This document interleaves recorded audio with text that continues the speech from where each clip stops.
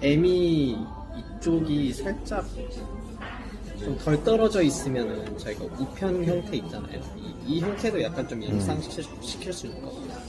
그래서 그러니까 이런 디테일들을 잡으려면 어쨌든 글자를 기존 폰트에서 변형을 하거나 아니면은 만드는 게 좀 더 이제 느낌상 더 맞을 수도 있고 어쨌든 좀 정성이 어느 정도 들어가는 게 전시 아이덴티티의 목적으로도 좀 더 강하게 작용이 될 수 있을 것 같아서 그래서 이제 가능하면 만들려고 합니다.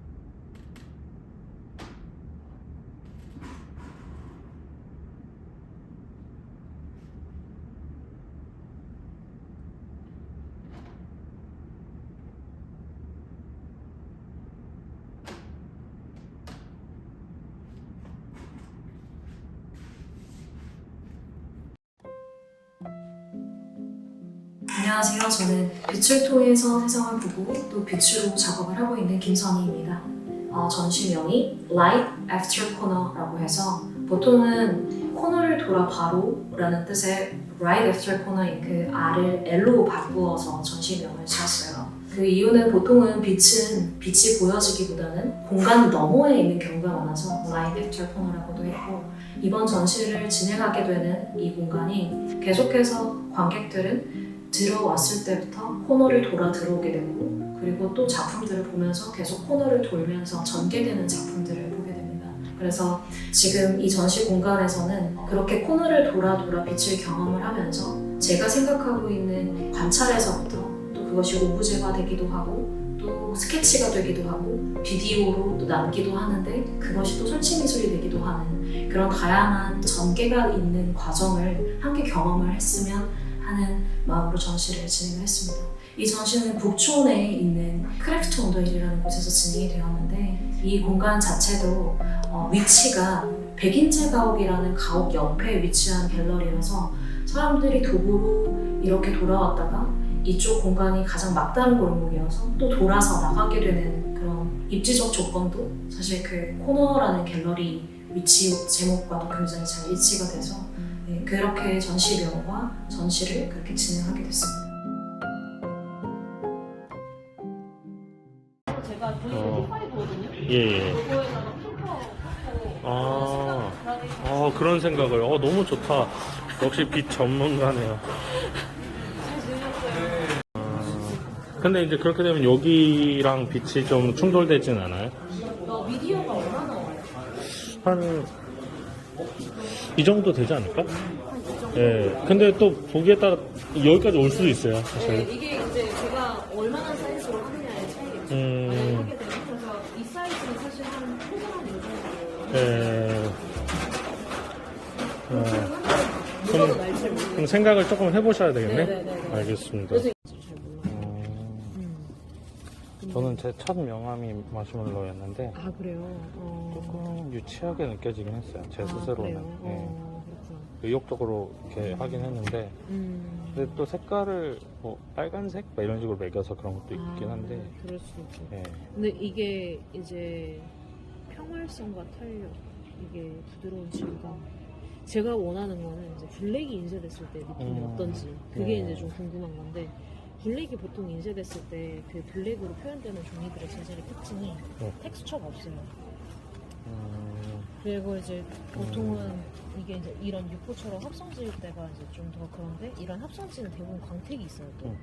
근데 이렇게 광택이 없는데 매끄러운 종이가 네. 검정이 진짜 검정으로 표현되는 것 같은 느낌을 많이 받거든요. 네, 보시면 아시겠지만 그 랑데뷰나 네. 그 뭔가 몽블랑이나 뭐 이런 페이퍼들은 어느 정도의 약간 텍스처가 있잖아요. 네네네. 그러다 보니까 빛이 이렇게 뭔가 딱 들어와서 비춰졌을 때 이게 좀 그렇죠. 이런- 뭔가 약간 네, 아쉬움이 뭔가, 있죠. 네, 약간 이 정도까지는 아니지만 뭔가 좀 약간 그 블랙으로 딱 느껴지지가 네, 않아서 네. 그래서 그게 조금 네. 네. 그러니까 원래 까만 종이라는 느낌보다는 네네. 까만색을 네. 인쇄했다 이런 그리고 느낌이 드니까. 블랙이 인쇄됐을 때 네. 이렇게 종이의 느낌 때문에 먹지 네. 같은 느낌으로 올라올 때가 있어요. 네. 텍스처가 있어버리면 이렇게. 그래서 그게 딱 그 중간 정도로 잡아줄 수 있는 그 텍스처가 그게 있으면 그게 네. 가장 제가 생각했을 때 블랙 인쇄했을 때 자연스럽지 않을까? 그럼 그런 종이를 생각이 올 블랙으로 하는 페이지가 있을 수 있죠. 페이지가 그러니까 인쇄를 했었을 때 제가 사진에 블랙이 많잖아요. 작업보다 네. 지금 책에 대한 얘기셨구나. 네, 이거는 이제 오케이. 인쇄물에 대한. 네, 좋습니다. 네, 그래서 인쇄를 했었을 때 예. 블랙으로 나온다라고 했으면 이제 이게 이런 광택이 이렇게 인쇄물에 봤었을 네, 때 네. 좀 광택이 없는 게 블랙 예. 표현도가 좋더라고요. 예. 그래서 그렇다고 막 이렇게 너무 번쩍번쩍하게 막 음. 이렇게 할 생각은 없지만 이게 이제 표지가 어떻게 돼야 될지 모르겠는데 이제 두께가 있긴 네. 하거든요. 네. 네. 그럼 이걸로 네, 표지해도 되겠네요? 표지해도 괜찮을 것 같아요. 컨셉 트레이싱지 네, 220g. 네. 아까 저기 샘플북에도 있긴 있었어요. 했겠네요? 네, 있긴 있었는데 직접 보니까 더 네. 좋다. 넓은 걸 보니까. 넓은 걸로 그래서 저걸 보고 계속 제가 와서 보고 했었던 거. 근데 이제 이게 이나지가 전문인지는 잘 모르겠는데 이거 만져보시면 약간 표지로요? 표지 말고 내지로? 네. 네. 그래서 이거를 문캔으로 봤을 때 네. 문캔 크리스탈 이걸로 봤을 때 평양 한 120 정도나 150 정도가 네. 이제 원래 보통 내지로 많이 쓴다고 네. 하는데 이제 이게 그 되게 부드러운 그거였고 그리고 아까 말했었죠 제가 에어리스 네. 에어리스 같은 경우는 이제 되게 이것도 깨끗하게 그냥 나올 수 있는 되게 가볍고 그냥 되게 없는 이 같은 경우는 93, 116 이렇게 있는데 원래 보통 100이고 120이나 뭐 125짜리 같은 느낌의 네. 네, 이제 무게감이 느껴진다고 하더라고요. 네. 이거 이제 누구 네.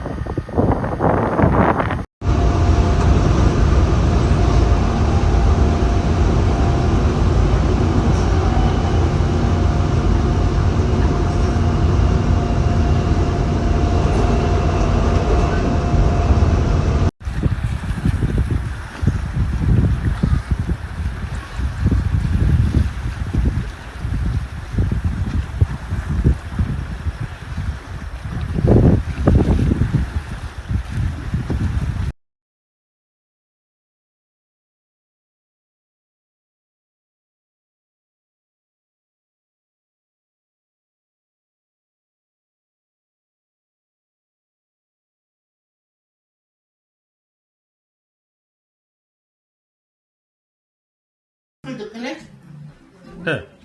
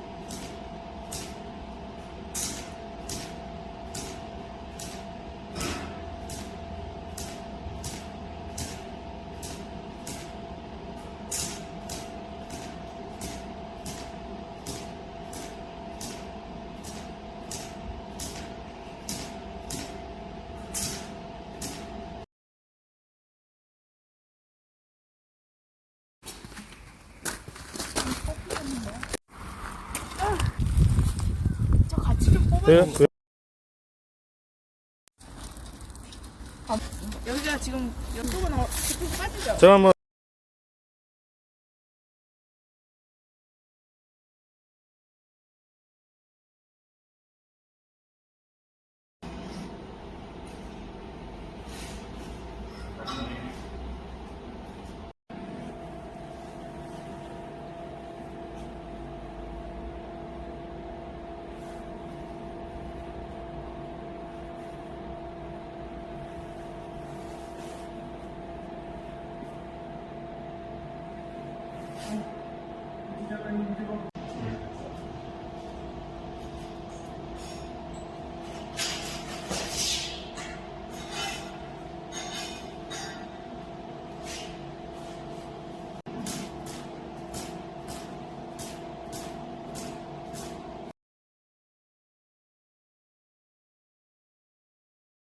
전시장 앞이어가지고 더 좋은 것 같아요. 예.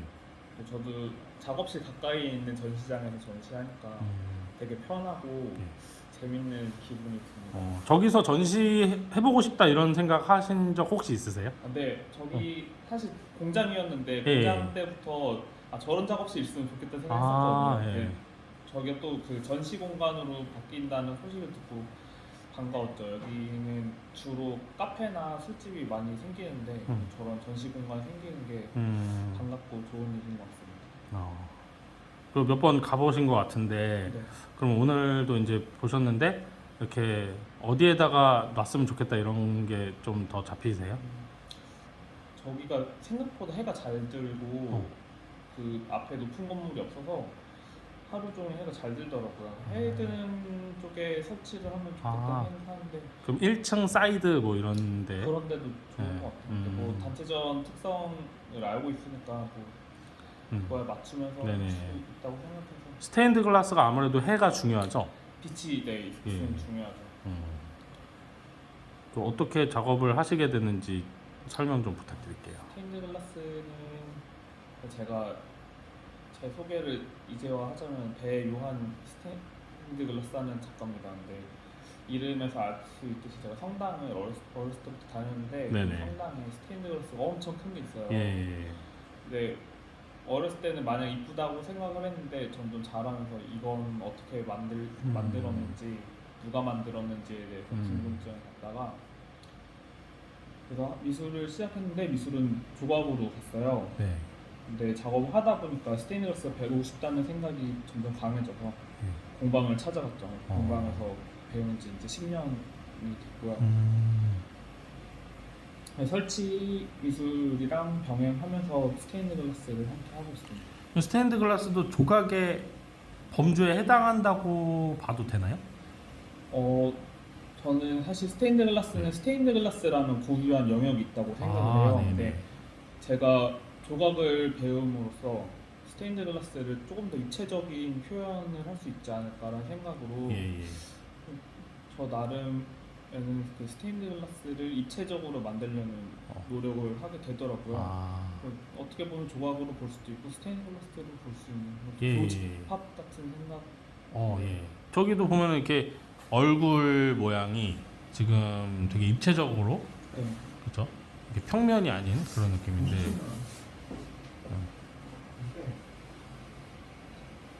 제가 처음 입체로 만든 스테인드 글라스가 이거예요. 예. 네, 여기서 지금 이런 형태까지 발전을 했다고 했어요. 그런 변화가 있습니다. 뭔가 이렇게 구분하는 게 참 그렇긴 하지만 지금 이 파란 작품은 좀 더 세련된 느낌이 있다면 여기는 좀 더 원시적인 느낌? 네, 예, 제가 그런 느낌이 있네요. 스테인드 글라스를 입체화하면서 가장 많이 참고했던 작품이 입체주의 작가들의 작품이었어요. 네네.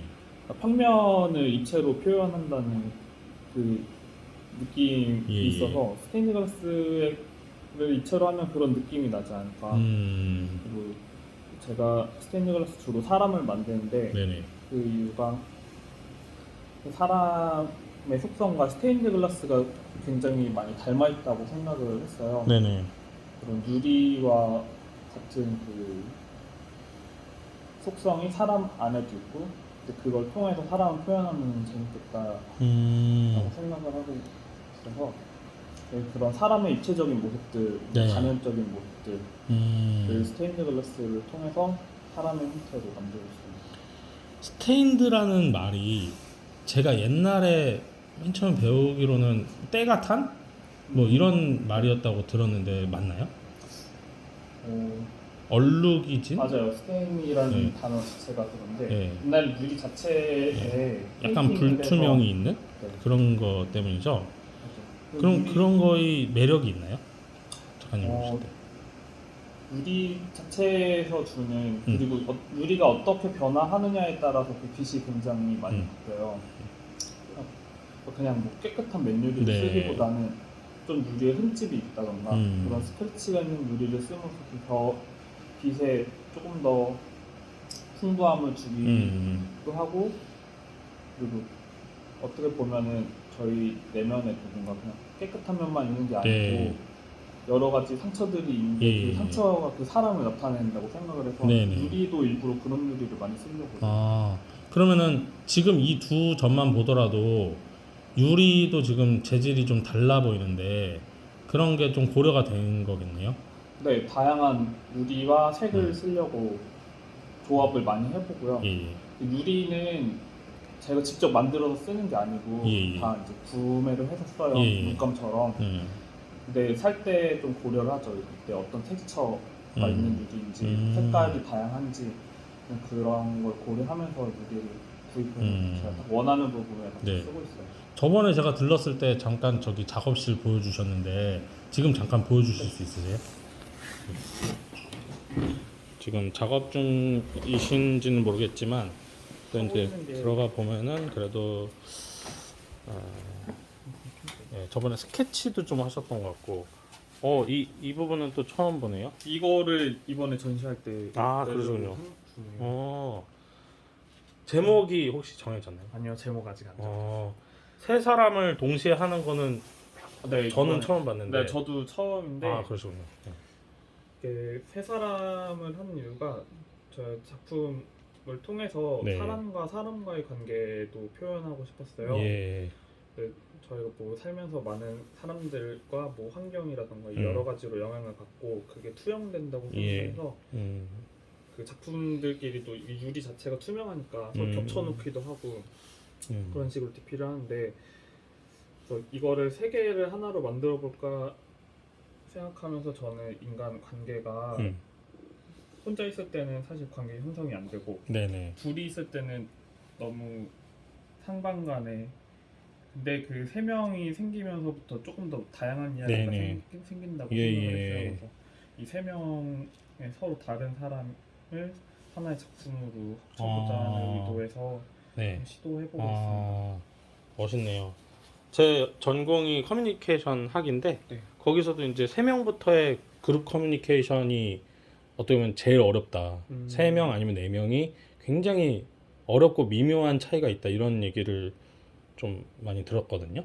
그래서 좀 기대가 됩니다. 예. 그리고 이제 이거는 어떻게 보면 좀 가벼운 질문이긴 하지만 그래도 주제랑도 관련 있는 질문이라서 네. 또 이제 이 어떤 재료를 사용하느냐, 또 어떤 방식을 사용하느냐, 어떤 환경에 있느냐, 이것도 이제 미디엄적인 거지만 나 자체가 미디엄이잖아요, 사회 안에서도. 네. 그래서 모든 직업이 고되지만 또 작가의 삶도 고된 부분들이 있는데 이런 이제 현장을 저는 보면은 또 되게 멋있다, 이런 동경감을 갖게 되거든요. 작가가 아닌 사람으로서 봤을 때. 그러면은 뭔가 이렇게 작업을 이렇게 하시면서 약간 자기 자신을 막 취할 때도 있지 않을까요? 이런 상황을 이제 만들어 놓는 거잖아요. 어떻게 네. 작업을 만드는 거기도 하지만 이런 상황을 만드는 건데 그런 취하는 순간은 어떤 때인지 좀. 저는 딱 만들어 놓고 네. 아까 또 기획자님 말씀하신 것처럼 스테인레스 빛이 네. 굉장히 중요한데요. 네.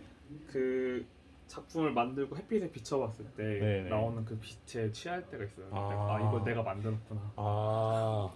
그래서 항상 완성이 기다려집니다. 완성을 하는 시점에서 더 엑스터시를 느끼시는구나. 네.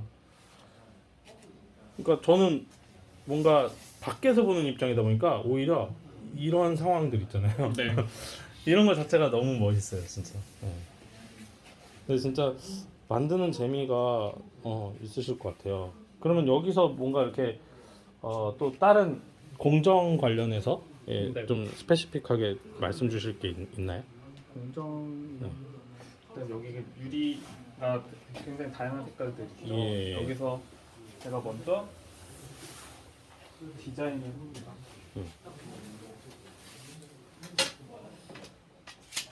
저번에 이게 네, 이거는- 조금 더 조그맣게 돼 있었는데 거의 완성이 됐네요.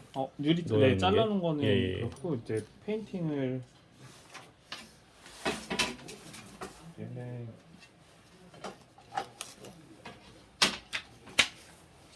이게 도안인데요. 예. 예. 이 도안을 먼저 뽑고 어. 거기에 맞는 색깔 유리를 제가 셀렉한 다음에 예. 커팅을 해요. 이 아. 크기 맞게. 그리고 나서 여기다가 페인팅을 하게 됩니다. 도자 안료로. 그럼 도안은 이 뭐야 전자펜으로 그리시는 거예요? 저는 뽑기 전에? 일단 음. 아이패드로 예. 프로그램을 통해서 먼저 그리고 네네네. 포토샵으로 살짝 수정한 다음에 뽑아서 사용하죠. 그렇군요. 여기 페인팅 하게 되면은 이제 네. 이거를 페인팅한 거를 가마에다 부어요. 네. 그러면은 거의 영구적으로 아. 착색이 됩니다. 네, 그거를 이제 케임이라는 납선이 있어요. 네네. 이런 납선을 네네. 통해서 어. 조립을 하고 납선이요? 네 이게 아. 납이에요.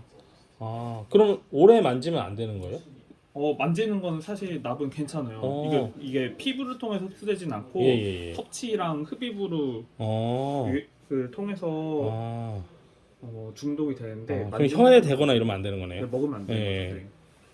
그래서 꼭 하고 나서 손을 깨끗이 씻고 조립할 때는 항상 장갑을 끼고 네. 그렇군요. 조립을 해서 그 접점에 예. 납땜을 해갖고 완성하게 됩니다. 우리나라에 그 스테인드 글라스를 하시는 분들이 거의 없나요?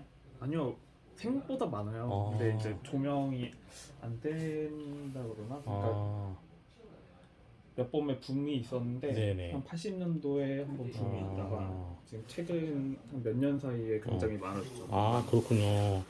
선글라스를 하시는 분은 많은데 작가로 활동하시는 분이 그렇게 많지는 않아요. 저도 이제 항상 설치만 하다가 네네. 이걸 전공 살려서 좀 작업으로 갖고 오자 생각을 했던 게 그 채 몇 년 안 돼서 지금 네 근데 점점 많아지고 있는 추세예요. 그렇군요.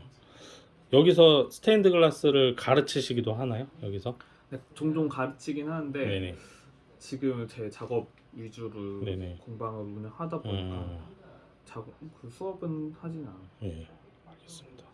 아무튼 작가로서 앞으로 또 많은 작업과 전시를 볼 수 있었으면 좋겠습니다.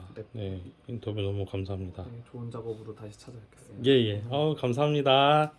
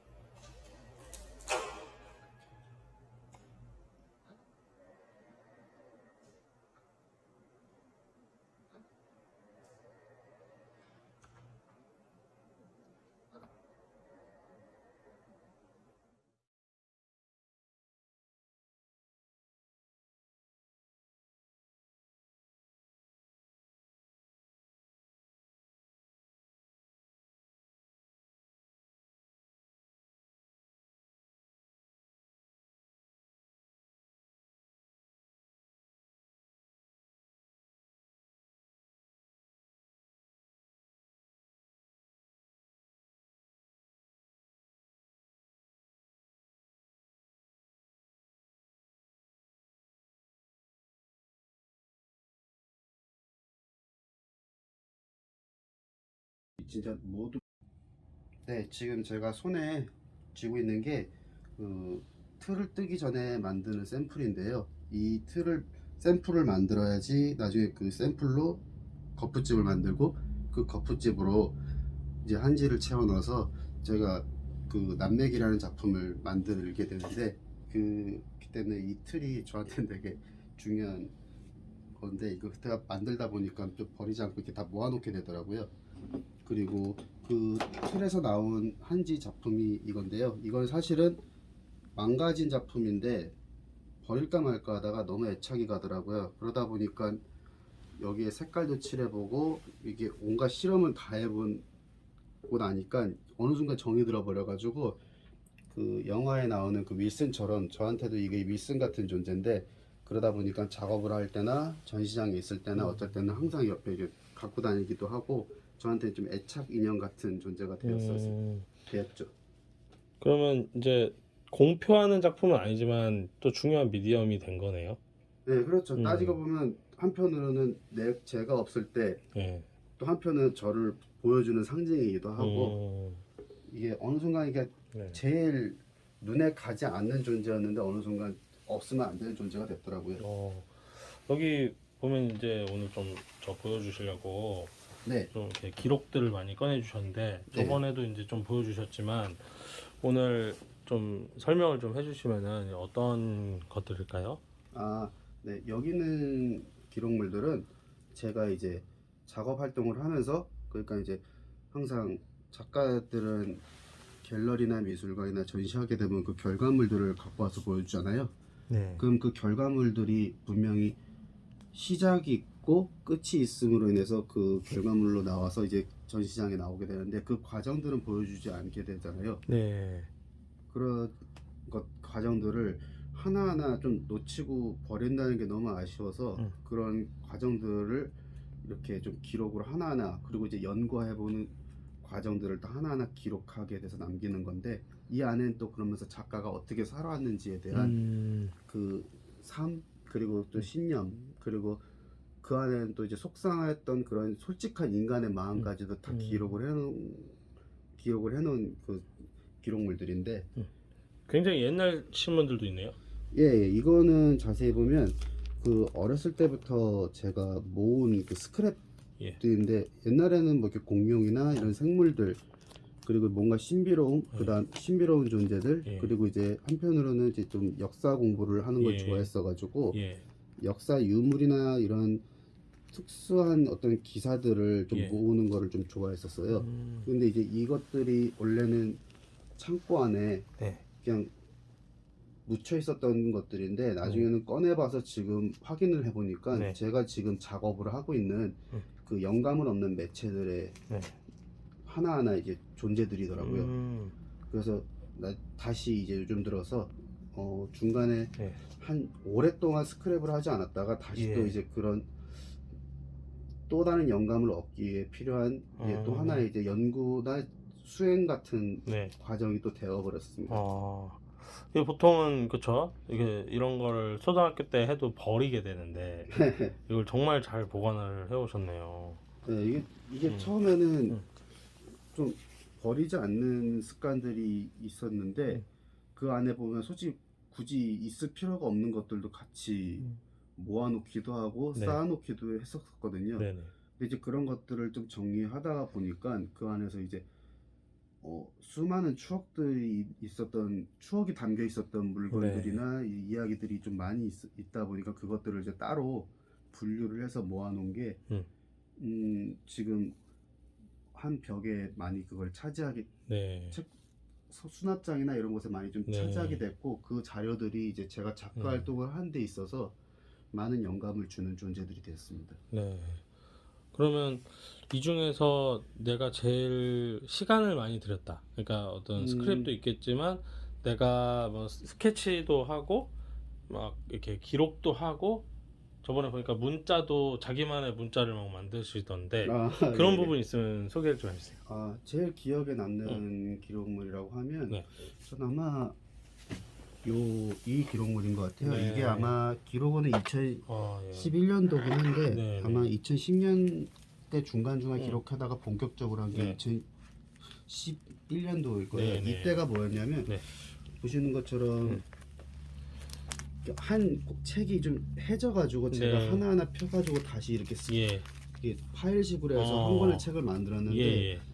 이게 제가 딱 병원에 네. 큰 수술을 받고 네. 좀 병실에서 한 보름 동안 네. 좀 통증 때문에 잠도 못 자고 막 예. 하늘만 바라보다가 예. 기대서 잠도 자고 아. 좀 그랬던 적이 있었거든요. 네네. 그때 근데 갑자기 뭐라고 해야 될까, 아무것도 하지 않는 상태고 예. 그리고 이제 뭘 해야 될지 되게 막막하던 그 공허함이 같이 밀려왔었어요. 네. 그러니까 따지고 보면 육체적, 정신적으로 오는 고통들이 제일 많이 왔었을 네. 때고 제일 두려움이라는 공포가 밀려오는 시점이었는데 네. 그때 뭐를 할까 하다가 네. 아 그냥 한번 그냥 아무거나 한번 적어보자.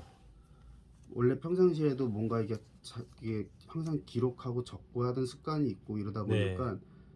한번 일단 적어보자 해가지고 제일 먼저 페이지를 보면 여기서도 네. 딱 저라는 이름을 하나 딱 걸어놓고 예. 저에 대해서 이렇게 태어난 시간부터 이렇게 딱 쓰게 되더라고요. 네네.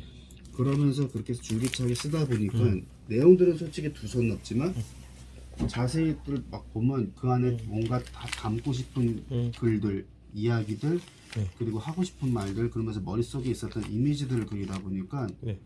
여기에 제가 처음 개인전을 하게 된 작품들이 네. 이 기록물 안에 있거든요. 그거에 대한 구상들이. 네, 그러다 보니까 네. 이게 따지고 보면 네. 그 전시를 하고 나서 좀 예. 전시에 대한 희열, 그리고 뭔가 예. 표현하지 못하는 그 꿈틀거리는 그 느낌들을 받았는데 네네. 그때부터 제가 그럼 나는 아무래도 좀 작가로 가는 게 맞는 것 같다라는 예. 걸 결심하게 되는데 그 예. 결심을 하게 된 어. 계기들이 이 노트거든요. 그러다 네. 보니까 이 노트가 따지고 보면 저한테는 네, 그러네요. 작가로서 첫 관문을 하게 네. 만든 그 기록물들이죠. 지금 이 도상들은 그러면 이렇게 에스키스라고 볼 수도 있는 건가요? 에스키스일 수도 있고요. 예. 정확하게 표현하면 그냥 그 사람의 저는 항상 그렇게 하거든요. 작업 이런 기록물들을 네. 병원으로 치면 의료 진로 기록표라고도 말을 해요. 네네. 그 사람이 그때 순간순간 어떻게 살아왔고 어떤 예. 증세가 있고 예. 그러면서 어떻게 처방을 받은 것처럼 어떻게 해결했다. 그런 네. 기승전결들의 모든 이야기들이 담겨 있기 때문에 네. 때로는 요것 자체를 어떤 사람들은 그냥 에스키스라기도 하기도 하고 저 같은 경우는 그냥 이거 그냥 저희 의료 진로 기록서라기도 하고 라고도 말하기도 예. 하고 한편으로는 또 제가 역사 쪽에 관심이 예. 많다 보니까 그런 걸 공부하다 보면 예. 그 한때 우리나라 왕들의 일거수일투족을 예. 다 기록한 게 승정원 일기라는 예. 게 있고 그걸 예. 또 편집한 게 예. 왕조실록인데 예. 그것처럼 그냥 저의 삶 자체를 하나하나 일거수일투족을 기록하고 담았다? 그렇게 보시면 될 것 같아요. 네. 그 옆에는 선물처럼 뭐 이렇게 포장이 돼 있네요? 이거는 뭐냐면 원래 옛날에는 이 기록물들을 다 예. 벽에다가 세워놨었어요. 예. 근데 그때는 좀 소심한 성격이었다 보니까 이게 좀 사람들이 이게 보면 읽는 것 자체를 좀 많이 경계했었어요. 예. 왜냐면 거기에는 너무 사적인 내용들도 있고 정말로 뭐 이게 보여주고 싶지 않은 감정들을 담는 공간이었기 때문에 네네. 누군가 본다는 거에 대한 부담감 예. 그게 너무 컸었어요. 네네. 그러다 보니까 이제 그거를 이렇게 하나하나 이거는 보면 2014년도고 네. 이건 2016년, 2017년도 때 네. 기록물인데 네네. 그거를 이제 좀 이게 열어서 보지 못하게 그때는 이렇게 밀봉식으로 했었었는데 그 많은 기록들 중에 이제 좀 이렇게 밀봉된 것들이 있어서 이런 네. 식으로 보관을 했었구나 해가지고 한번 이렇게 보여드리려고 이렇게 몇 개 꺼내봤어요. 다양한 형태네요. 네, 그러니까 이렇게 다 하나하나 열어보면 다 이런 기록물들이에요. 그러면 여기 지금 이 작업들은 뭔가요? 이 작업들은 네, 여기는 어떤 기록인가요? 여기 보시면 아시겠지만 요거랑 이건 아마 같은 걸 거예요. 네네. 그러면 이제 보면 그 작업 현장 기록이라는 게 있어요.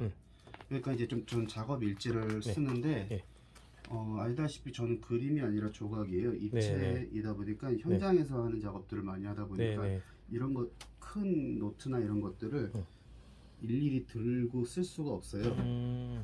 그리고 이제 그 순간순간 연구하는 기록들도 같이 담아야 되는데 그 큰 노트들을 들고 먼지가 나르고 불꽃이 튀고 화학의 아픔이 튀기는 그 공간에 그런 큰 노트를 들고 다니는 건 너무 힘들더라고요. 그러다 보니까 작은 이면지나 아니면 이런 식으로 그 쓰고 남은 쪽지들이나 종이들이 네네. 있거든요. 네네. 그것들을 좀 하나씩 갖고 와가지고 수첩으로 만들어서 이제 중간중간 일 보시면 몇 시 이런 식으로 네. 이렇게 작업을 했다 네네. 이런 식으로 기록도 하게 되고 그리고 심지어는 이제 이런 식으로 작업을 몇 번서부터 몇 번을 진행했는지 이것들을 일일이 기록하고 여기서 실험을 해본 기록물들을 현장에서 같이 작업을 해보면서 담았다가 이거를 이제 밤 되면 제가 이제 어느 정식으로 쓰는 일지에다가 그날 내가 무슨 일을 했고 어떤 연구를 했고 이래서 어떤 문제가 있었고 어떤 거를 해결을 했다라는 것들 그리고 그걸 통해서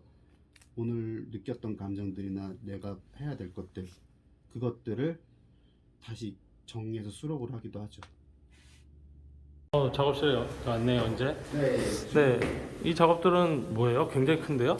이거는 이번에 11월 달에 작년 11월 달에 네. 한 개인전 작품들인데 예. 지금 이제 고부조식으로 작업한 작업이에요. 네네. 지금 포장은 돼 있는데 아마 안에 들어가 보면 예. 지금 좀 보수 좀 작업하느라고 어. 오픈되어 있는 작품이 하나 예, 있는데 예. 한번 보여드릴게요. 네. 여기 작업실이거든요. 예.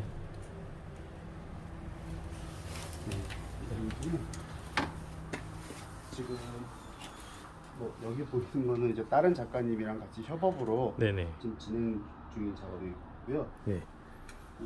저거는 저 작업을 협업하면서 하는 작업이 네. 있는데 저는 아마 입체랑 평면을 요즘 같이 병행해서 작업을 하고 있어요. 네. 이 표면 작업은 이거거든요. 네.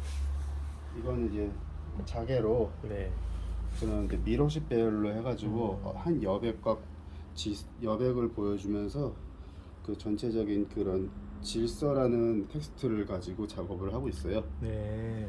그러면서 이거는 이제 제가 가진 장점이라고 할 수 있는 입체를 내려놓고 또 다른 언어로도 네. 그 입체가 없어도 나의 언어를 또 하나 만들어 내는 게 좋은 작가가 아닌가라는 네. 화두를 가지고 시작한 작업이 이 네. 작업이죠. 그리고 아까 이 작업이 네. 아까 그 포장됐었던 그 작업의 일과랑 예. 같은 시리즈 작업이에요. 이름이 뭐라 그랬죠? 작업의 이 이름이? 작업이 원래 큰 틀은 난맥이라는 작업인데 그 안에 소제목이 이 작품한테 부여된 작업은 다프네라는 작업이에요. 그러니까 말 그대로 신화에서 온 느낌이네요.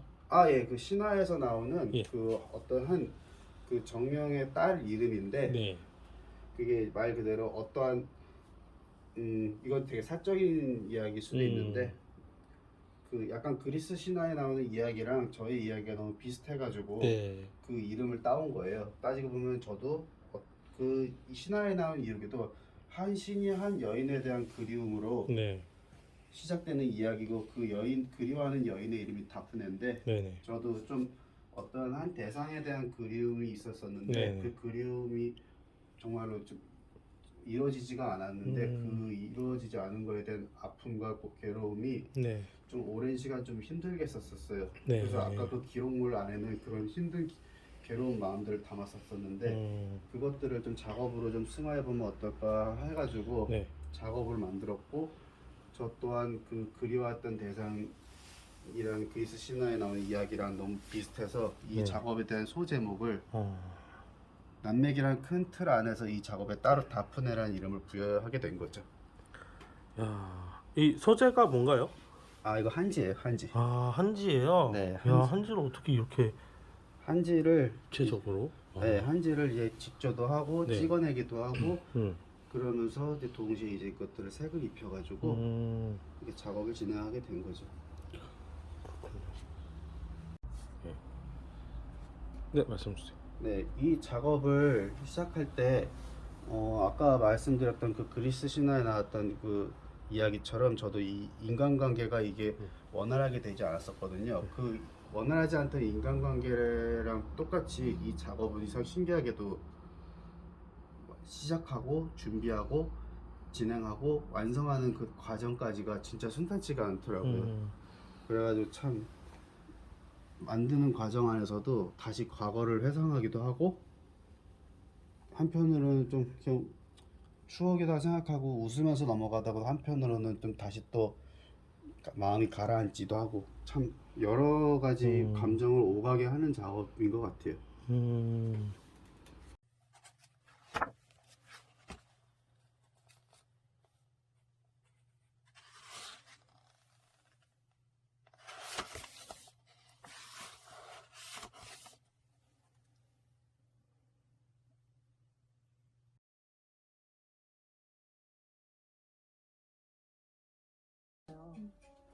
그래서 두껍게 칠하면 그림이 깨질 수 있거든요.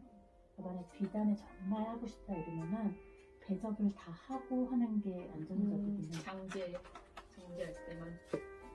그러니까 비단이 하시는 분 못 보기는 했는데 비단을 석채 쓰는 분이 있는데 그거는 정말 고운 석채 있죠.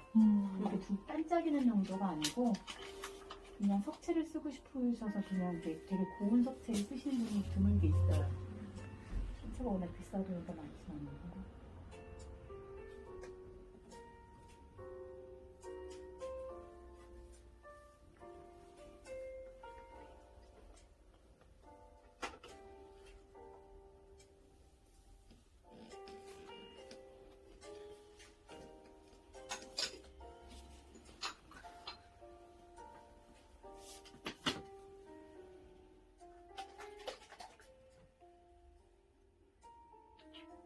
뭐 책에는 뭐 실대사님 어쩌면 같은 나오는데 그거 이제 각자의 또 비율이 있어요.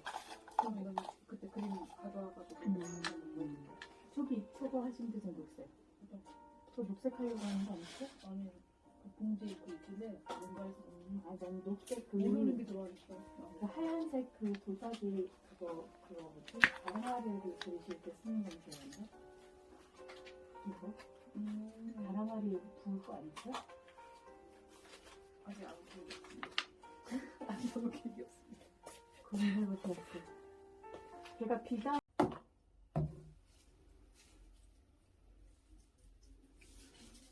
예를 들어서 20분이다. 그러면 칠을 하는데 5분이면 앞에 5분, 뒤에 10분 약간 이런 느낌이네요. 앞에 15분, 뒤에 15분, 칠하는데 2분 뭐 이런 정도. 아, 그래요? 그럼 오늘 앞에를 좀 빨리 그래도 해주신 거네요? 평소보다 좀 서툴러서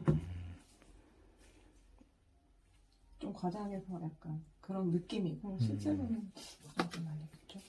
느낌은 정말 칠은 그리고 한 번 붓을 대면 네. 모든 면을 최대한 빠른 시간 안에 끝내야 되기 때문에 안 그러면 붓자국이 나버려. 아, 붓도 네, 랩을 하는 거구나.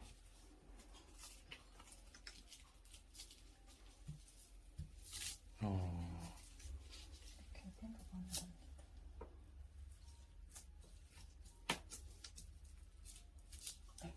오, 아, 꼼꼼한 성격 아니면 못하겠어요. 저는 막 꼼꼼한 편은 아닌데 여기에서는 더 집중해서 장인 정신. 진짜 꼼꼼하신 분들은 네. 정말 칼같은 그 주걱 이것도 헤라요. 저긴가요? 그 일자인가요? 아니요, 이거는 이거는 제가 만든 한국도? 건데 아, 직접 만드세요? 네, 잘라서 이렇게 점점 얇아지도록 음. 벨트샌더에 갈아서 만든 거고 이거 음. 팔기도 하거든요. 예. 밖에 있던 흰 색깔은 산 거고 이거는 처음 모칠 배울 때 만든 거. 옛날에는 나무 흡수 썼는데 요새는 이 소재로 많이 써요. 본인이 만들면 좋은 게 뭐가 있을까요? 더 자기한테 딱 사람마다 맞춰야 이렇게 누르는 강도도 다르고 네. 약간 힘을 주는 지점도 달라서 좀 디테일하게 보자면 그거를 본인이 맞출 수 있으니까 얘를 너무 많이 갈아버리면 얘가 많이 휘고 안 갈면 거의 휘지 않기 때문에 소년되신 분들은 본인에게 맞는 그 얇기? 이런 걸 맞출 수 있어서 만들어 쓰시는 거죠. 칼잡이 같네요, 어떻게 보면. 그 사람들도 자기들이 딱 이렇게. 도구가 진짜 중요해서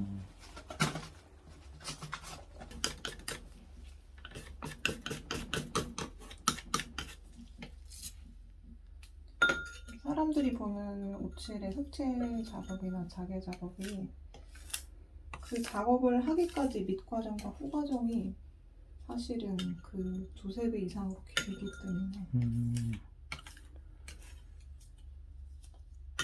근데 저는 그런 것도 약간 이거의 매력이라고 생각을 하거든요. 작업하는 사람의 입장에서는.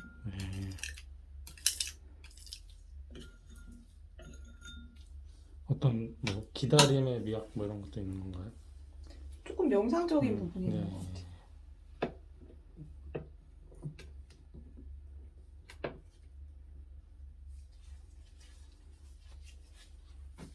어떻게 보면 단순 노동을 많이 해야 제가 원하는 창의적인 작업을 정말 단순 노동을 이만큼 해야 창의적인 작업을 요만큼 할 수 있는 기회가 오기 때문에 랩이 일본 거가 좀 더 좋나요? 이게 제일 네. 밀봉이 잘 된다고 오. 추천을 받아서 이걸 쓰고 있는데 처음에 배울 때 네. 이거를 이게 완전 밀봉이 되지 않으면 칠이 다 굳어버리거든요. 그래서 이걸 쓰고 있는데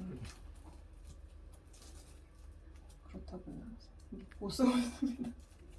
아 선생님이 네, 한국 랩을 사용해 보셨는데 이거만큼 밀봉이 잘 되지는 않아요. 되게 중요한 부분이네요. 네, 이게 밀봉이 되지 않으면 칠이 다 굳어서 버리게 되는데 칠이 비싸거든요. 오칠 재료 중에 나머지는 그냥 일상생활에서 많이 접할 수 있게 그렇게 비싼 게 많이 있지는 않은데 장식하는 금도 순간돈 외에는 칠이 제일 비싸니까. 아까도 꺼내자마자 이렇게 그 랩에 묻어 있는 것까지 다 긁어서 하는 게 그 비싸서 그런 거죠. 칠은 소중하니까요.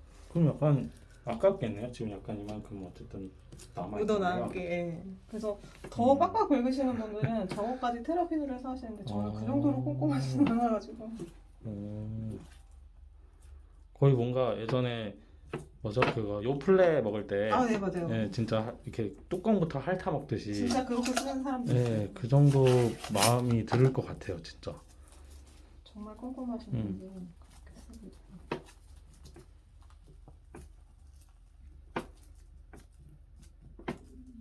이 단순 내부인 레토친 작업이 사실은 좀 어려운 작업이에요. 그러네요. 일반적인 그 랩핑이랑 다르네요. 네, 칠면에 최대한 부착을 해서 사실은 이런 주름도 없게 팽팽하게 완전히 밀봉된 상태가 제일 좋은 상태거든요. 거의 진공 상태처럼. 붓을 얼른 빨고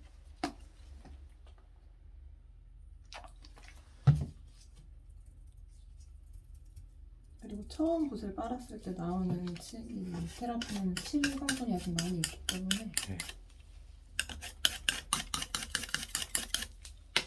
따로 모아서 나중에 막칠이라고 부르는데 중요하지 않은 하도 작업을 할 때 칠 성분이 필요할 때 이걸 또 따로 써요.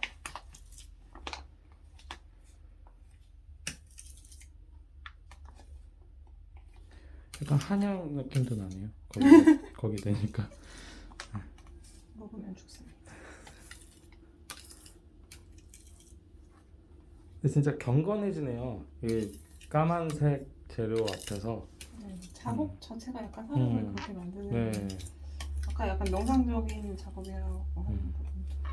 그리고 이 방도 뭔가 그 저 건습실 빼고는 딱 이렇게 미니멀하게 이제 딱. 네, 맞아요. 약간 밀폐가 돼 경건한 있어서. 마음으로 들어가야 돼요. 마음의 준비를 하고.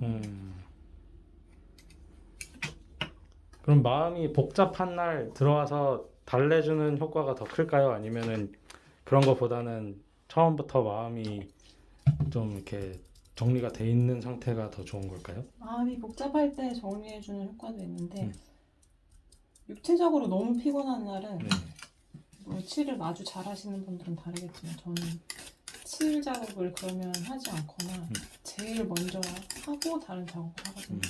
마음이 급하거나 뭐 예를 들어 뒤에 약속이 있는데 시간이 좀 촉박하거나 이러면 칠을 하면서 꼭 뭐가 틀어져서 너무 급하게 하거나 이러면 결국 다시 해야 되는 경우가 생기기 때문에 저는 그런 경우는 아예 안 해요. 왜냐하면 했던 칠 칠을 다시 사포로 까내고 다시 작업하는 거는 시간이 3배로 더 걸리거든요.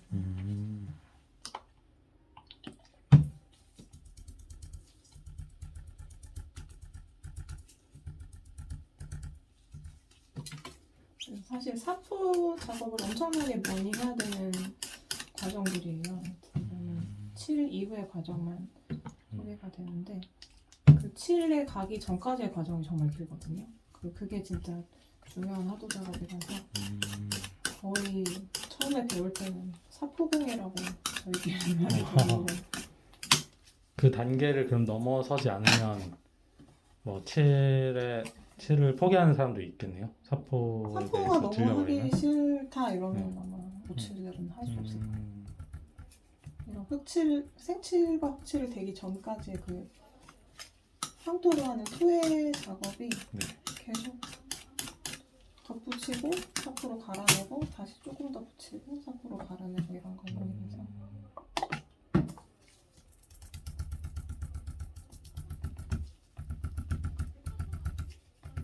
제가 영국에 살면서 느꼈던 감정들을 많이 담고 있는데 제가 한국에 살 때는 사실 제가 동양 여자라는 거를 느낄 일이 별로 없잖아요. 근데 영국에 갔더니 동양 여자라는 게 저의 아이덴티티의 너무 큰 부분을 차지하게 되는 거예요. 그래서 동양 너무 뻔하게 들리기도 하지만 동양 여자라서 느끼게 되는 그런 시선들도 있고 해서 그런 그때 느꼈던 감정들이 많이 좀 들어가 있는 작품이에요.